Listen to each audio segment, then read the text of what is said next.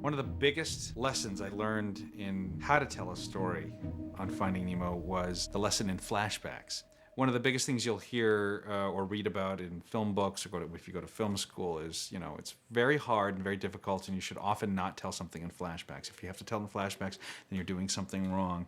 And there's probably another way to fix it. And I knew that going in, but I just had this conceit that I just felt would be more interesting. It would be more interesting to meet this flawed character and wonder what happened to him. And that question, the answer to that question would be slowly doled out throughout the movie. So I told the whole backstory in pieces. And, the movie's about the father, so I really wanted to have you understand sort of the whole journey that he had gone through and the sacrifice that he had made to be where he was at as a father.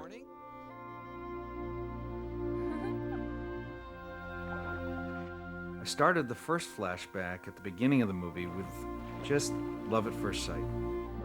Hello.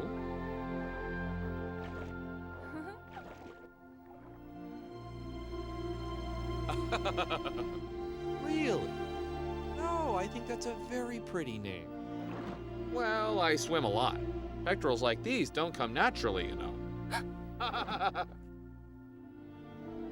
Each one of these flashbacks would be sort of an emotional moment. It wouldn't be so much intellectual as it was just how it feels to have those moments happen. Hello. Hello. The movie would go on a little later, and then you would suddenly see them as a couple, and they're finding their first home where they're going to settle in and start a family. Are you coming? We're lost, aren't we? No, we're not lost.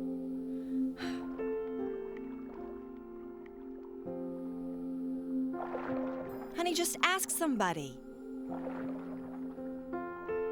Fine, then I'm asking the next fish because it's late and we have to get home. Well, in that case, here we are. You're kidding! This is ours? Mm-hmm. We can move in immediately. Oh, honey, it's beautiful! Well, go on inside. Oh, it's perfect! And you know what the best part of it is? What? The view. And then the third flashback somewhere later in the movie would be Coral, when she was pregnant and how nervous he was about being a father and how excited he was and what would that be like. Through here. That's right. Easy. Easy, that's it. Careful. Oh, honey, look at me. I'm so nervous I can't even think straight. I can't believe it. Can you believe it? We're gonna be parents. You're gonna be a mommy. I'm gonna be a daddy, and I'll get to say son. Good job, son. Honey? What you got there, son? Honey? Why, that's an octopus, son. Honey!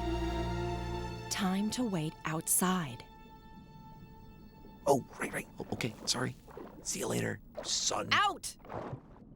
And then the fourth flashback would be them looking over all these eggs and what it was like just for them to sort of watch over their kids as they slept. Look, they're dreaming. I could watch them all night. Best that we don't. Honey. We still have to name them. I haven't forgotten. You know what name I've always liked? Nemo. Great. One down, only 99 more to go. I know. It's just, I want each one to be special. Well, then it's settled. We'll name them all special. Oh, you're no help. The fifth and final flashback would have been the tragedy. What was that? How all of the family was lost except for the father and the single son, Nemo. No! That would counterpoint and intercut with the actual present-day tragedy of the fishing net about to take Nemo out of the ocean and father losing him forever. No!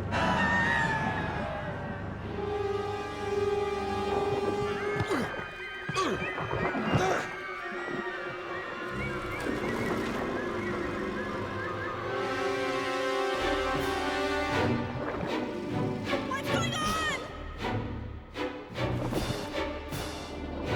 Carl, look out!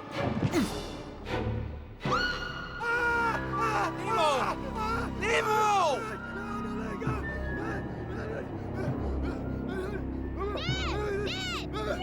Hang on, Nemo! Help! Nemo! Get us out! Get us out! No! Oh!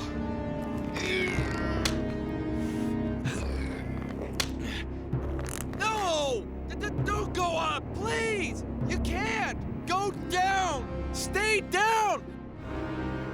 That's it. That's it! Everybody, listen to me! Swim down! Listen! Everybody listen! Coral! Coral, where are you?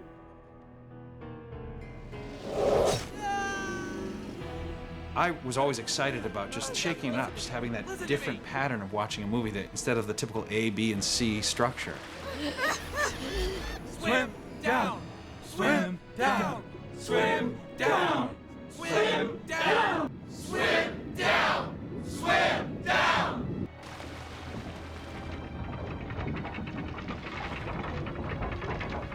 That's it! You can do it! Swim down! It's working! Yeah! Down! Down! Down! Down! Down!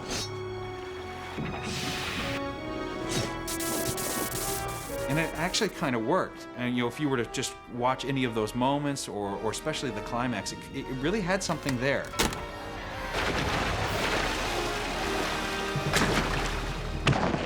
Yes!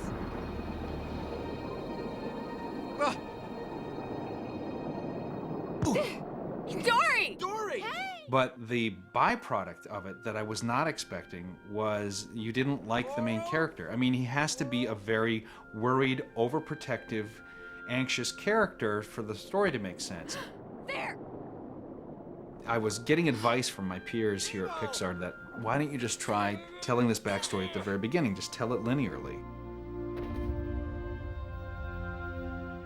And it just sort of took out the excitement for me. But after about a year and a half of just seeing people not like the father again and again and again, I couldn't ignore it. And I thought, well, it's not going to hurt to just privately try cutting it that way.